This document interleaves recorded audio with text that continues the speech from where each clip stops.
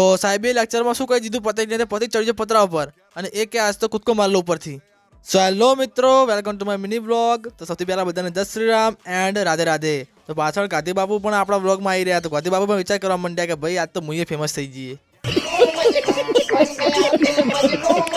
તો હવે આપણે બેઠા છીએ ચણાસા બસ સ્ટેન્ડમાં, કેમ કે આપણે અહીંથી જવાનું છે પાટણ। તો જે પાટણવાળી બસ આવશે આપણે બેસી જઈશું।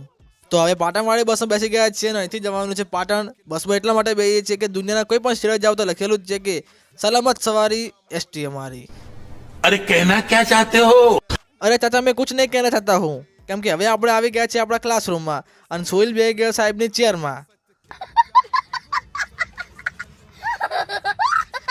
તો એમબીએના સ્ટુડન્ટો બધા હવે ક્લાસરૂમમાં આવી ગયા છે, કેમ કે સરનું લેક્ચર છે તો લેક્ચર તો ભરવું જ પડે, એટલે બધા લોકો આવી ગયા છે, બીજા લોકો આવી રહ્યા છે। તો સાહેબે લેક્ચરમાં શું કહી દીધું પતંગને પતંગ ચડી જાય પતરા ઉપર અને એ કે આજ તો કૂદકો મારલો ઉપરથી।